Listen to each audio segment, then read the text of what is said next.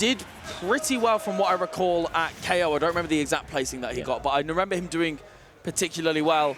And of course, going to be continuing his long line of results here, going into the second part of winner semifinals here at Tea Party 3. Yeah. MazeBeans has been around the world, around the UK this season, and has really shown why he's up there with the best in the UK. Really a strong Steve player. But Longo is a world traveler as well, coming to Thetford from Germany, just for Smash Bros, man.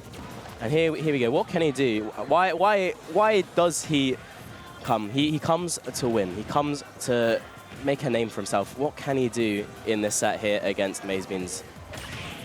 Get forward air spikes. However, Rob being probably the only character that would be heavy enough and be able to recover well enough to live in that situation. But MazeBeans said, well, if I can't send you off the bottom, I'll just send you off the top instead. And finally taking that first stock. But you're going to take a little bit more percent there. 52% on Longo at the moment. And the thing is, Steve's kill power can be so explosive and out of nowhere that, you know, Longo is still got to be incredibly careful. But a little bit of a mix-up on the DI there is going to seal out Maze's first stock here. Does lose the party game on the DI of the up air. Many a man has failed to pass that DI check, and it allows Longo back into the game. Stage control. MazeBeans does have a fair bit of iron, burnt through a lot of that dirt. What can he do? He's sort of known to scrap, not really one to sort of sit back, camp, set on balls. Kind of wants to get in, use that incredible Steve frame data and boxing tools. And it's worked out well from so far. A lot of damage on Longo at the moment, looking for some form of Looney Tune setup. Not able to get the stock from the anvil on the block in the corner, but in a very strong position, ends up very close to Longo and ends up getting an up smash, which is surprisingly not going to kill. Has a gyro in hand though.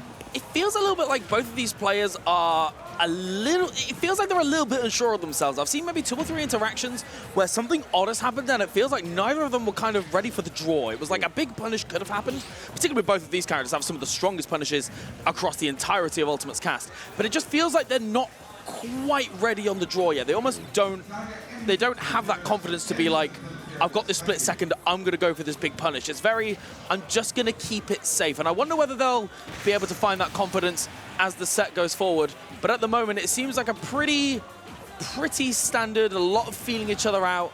And it's being kept fairly even at the moment. Only 103% on MazeBeans. You know, a stock could be taken at any moment here, Focus. For sure. One down throw, one there, one gyro. But Longo's sort of struggling to get his hits in. Can't really get a hit in close quarters just because of how insane Steve's frame data is up close. Not able to get much at mid-range just because of the walls that MazeBeans is setting up. I am interested to see how he approaches the matchup. It sort of means that Rob can't play his typical game plan fish for gyro nares as he sort of fishes for gyro nares. But again, it doesn't hit, so he has to go for a laser. It's a very interesting dynamic that Longo's going to try and make the most of, I suppose. Looking for a grab, doesn't get anything. MazeBeans is scrapping with no tools at the moment, just putting the fist on him. Like, he has nothing here. He's just fighting. He's fighting, man.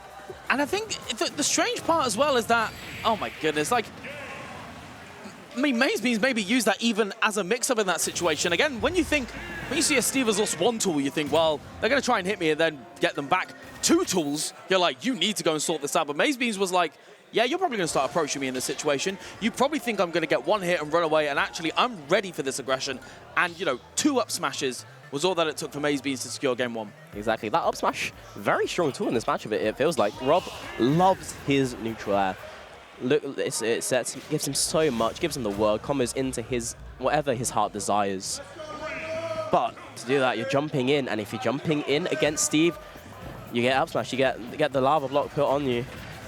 It means that Longo doesn't get to play the game in the way he truly wants to. And I really want to see how he sort of adapts and plays the matchup the way it's intended to. I don't even know what the game plan is on the side of Rob here. Yeah, it feels a lot like Longo is sort of keeping in center stage and almost keeping at this range where you can react to the minecart, but in the same way, you can't, you know, if MazeBeans starts mining, you are able to close that distance, particularly with just shooting out gyro. It's a sort of very much commitment-free option to stop MazeBeans, or at least make MazeBeans think twice about mining for those materials. But in the same vein, it feels like there's no... It feels like the defensive game plan is there, but there's not really... I don't feel as if there is a plan for sort of getting the kills, getting the aggressive options, and actually securing the stocks. It feels like Longo's doing a great job for the most part at like having that plan to avoid getting hit, but I feel like Longo hasn't been getting the hits. You're right. There's no pressure being applied from the side of Longo. I feel like it feels like he's scared to enter that space, and quite rightly so. But you have to be able to pressure Steve in mid-range to get your hits in. Because you'll get sort of getting bullied when you get up close, and when you sort of stay far away out of harm's reach, you allow MazeBeans to get Diamond, all the iron in the world, and give him such a strong setup here already. I think, again, I'm still seeing these little moments of hesitation and these moments of maybe not having the confidence. Like, even though MazeBeans is up in this game and is doing an incredibly good job, I am not used to seeing MazeBeans get less than 50% off an up tilt at 0. It's one of those like tried and true bread and butter things, and it feels as if MazeBeans has definitely got his head in the game, but in the same way, it feels like, I don't know, I feel like both of these players aren't almost playing of that, but that's a hot read. That is a hot read. Longo's making me shut my mouth. That was a hot read. I love that. He needs it because he's getting everything put on him, man. Like, MazeBeans has everything he could ever want at this stage. So much iron to send minecarts in Longo's direction. Powered up by the gold. Got the diamond at his disposal. This is peak Steve at the moment. But when Rob has a gyro in hand, this is peak Rob. This is 0 to death potential. But he's just not been able to get the juicy gyro nair that he's been looking for. He's Z-drop nairing to break the walls. But again, there's no pressure being exerted because those walls aren't actually that close to MazeBeans. He's not willing to commit to a nair up close because of how strong Steve is in those situations. But you have to do something. You have to bait something out from MazeBeans, and it feels like Longo has not made MazeBeans feel scared at all as he approaches kill percent on his final stock here. No, you make an excellent, excellent point there, and it does feel as if Longo is the one that's playing with fear, and I mean with that kind of conversion as well. An even more dominant game two there. And Longo, I think Longo has just got to find that element of confidence. And it's kind of weird because I spoke to him in the crowd before top 8, and he was feeling pretty confident that he was going to be able to take it from MazeBeans. But like, the proof is not in the pudding at the moment. There's been a lot of talk, but I really want to see Longo almost walk the walk and remind himself of, you know, I'm in top. I won the last damn thing. And I did it for a very good reason because I'm sick at this game and I am able to beat any player that is sat next to me. And I want to see that confidence that he was speaking about. I want to see it in his gameplay. But honestly, MazeBeans, I feel as if is almost, now that you're 2 games up, you've got some justified confidence there. And I feel like MazeBeans is getting to that point where it's like, actually, you know what? I'm good. Like, I'm hitting the things I want to hit again. I'm getting the combos that I want to get again. I'm getting some hot reads. I'm having a great time. I haven't seen MazeBeans play this clean in a long time. He's always been up there. He's always been a very strong player, but he's looking like a Tea Party champion in the making at the moment. Look at that setup, man! What? All the blocks put down and then stomped him into the stage with the anvil. Incredible setup. And that's the thing. It's wild because I completely agree with you, but if you asked me at the beginning of game 1, I wouldn't have said that. It feels as if MazeBeans has just taken a couple of games to almost remember why on earth. Like right there, Longo had a jab block set up and just dropped the gyro down and did nothing with it. It feels as if Longo almost wasn't ready for that situation and is electing to play it safe, which again, sometimes it means you don't get hit, but other times you're taking 81%, you're an entire stock and 2 games down, and Longo really needs to almost take a few more risks. You are in the prime position where risks should be a bigger part of your game plan. Absolutely, you need to overcome this incredible deficit at the moment, and it's not going to happen if you stay out of harm's range. It's why he's committing to those jump-in nairs, those landing nairs, leading to the up air. This is what Longo needed. However, the forward air from MazeBeans ending any sort of pressure, and he's just going to take his time to mine, set up, get his resources back. It does reduce the durability on his tools here. We want to make use of that diamond which he has at his disposal. Got gold though, because powered minecarts become a threat, especially with so much iron here. The double diamond as well. Very scary stuff for Longo. He needs to make the most of this corner pressure, this momentum that he has at the moment to do something. But that momentum just snuffed out, down air, out of nowhere.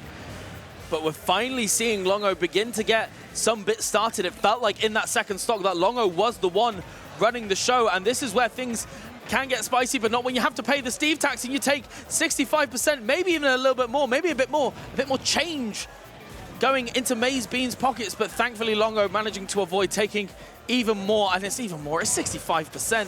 What a tech! I'm just saying, what a tech. And again, maybe, you know, Longo appears to have woken up a bit, but it might feel like it's a little bit too late, unless he needs to get the stock off. You can see the desperation there, has to navigate through, finding a very strong up air to get him out of harm's way. Can he get the stock from the corner though? Only no iron at MazeBeans' disposal. Needs to make the most of this right now when he has the chance. The F-toe into the block. He's making that back! Come on, man! How on earth, from all the way in the bottom blast zone, do you make it back? I mean, fantastic awareness from MazeBeans, but come on, you're at 173%. And the minecart, very, very strange interaction there. Longo being given a second chance at life, but MazeBeans taking it away in a slither's notice. Oh, boys. Minecraft Steve, man. Really good stuff from MazeBeans. Dominant 3-0 there. Remember, MazeBeans won that lost that last set at the previous tier party, and he just 3-0'd Longo with confidence.